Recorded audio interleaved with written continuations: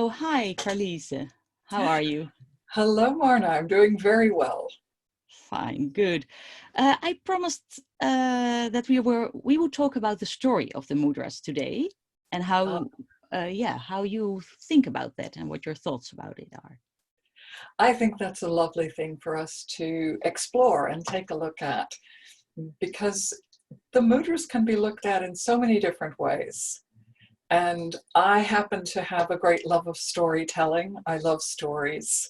And so for me, when I'm studying and exploring something, I look for the story that links it all together.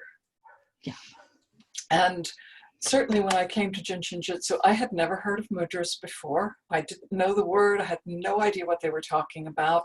And when we got to that page and I saw the pictures of what was there, I was like, oh, is that what this is called?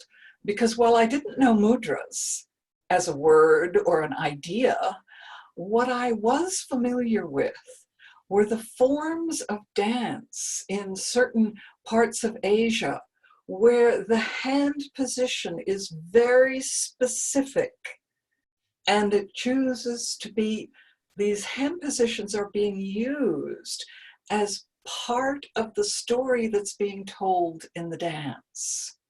And I was very familiar with statues and icons from churches and temples around the world where you would see a hand position that was part of the story that was being told in the picture or by the statue. So we can see our mudras have historically been a form of communication. Our hands have been used for thousands of years as sign language. And our mudras are part of that heritage, part of using our hands as sign language.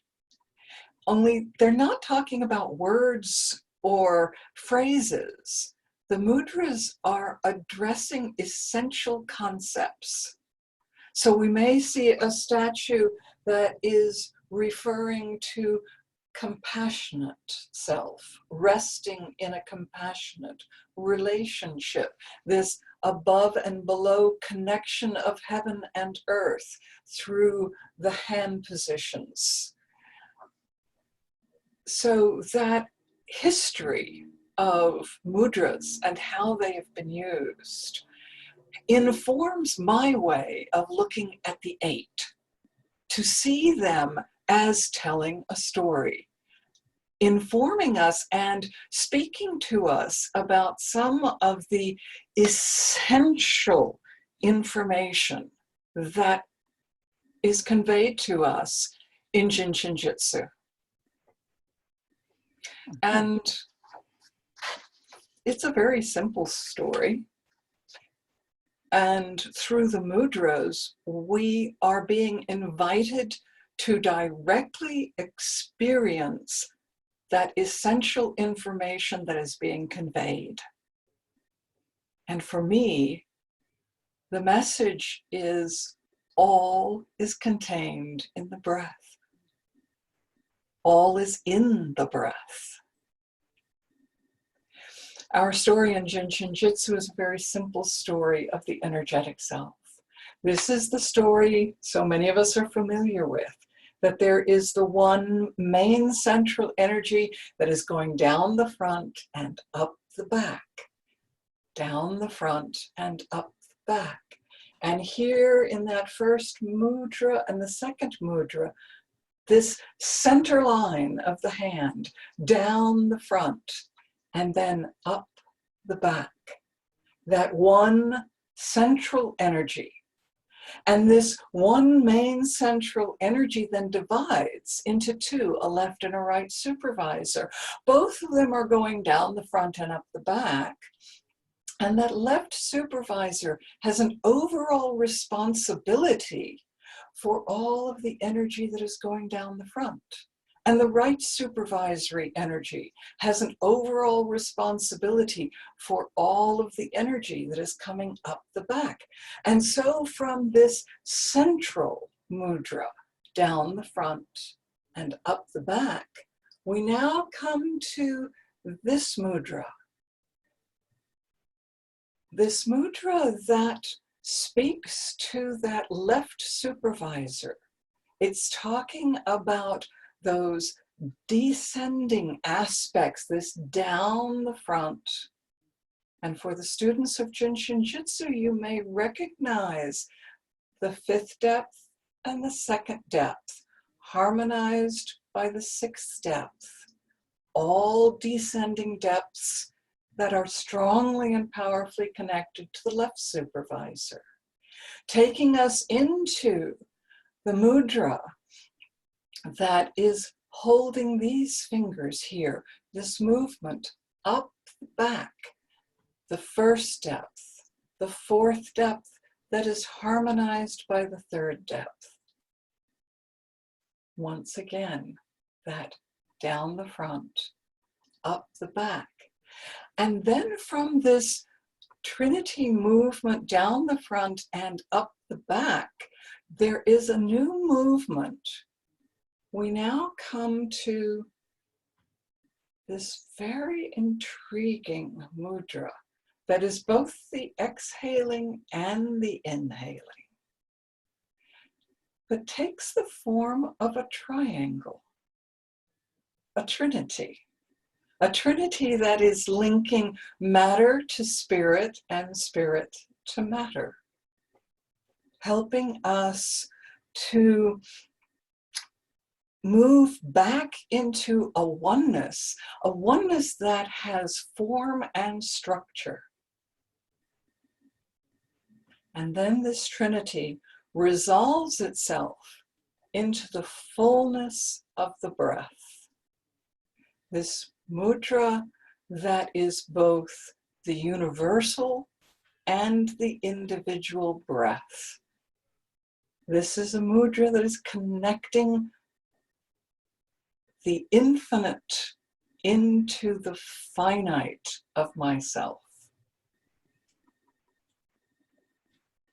This is a breath that radiates from the core of my being out into every cell, all the way out to the very edges of myself, to the very tips of my fingers.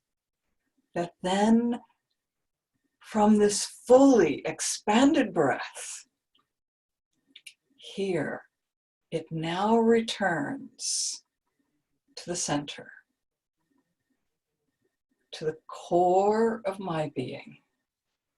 And anchored fully in the core of my being, now I can dive deep into empty space, letting my mind fully rest in the nothing, the no thing, the void. As I rest in that space between my hands, I may become aware of energy rising up to fill that space,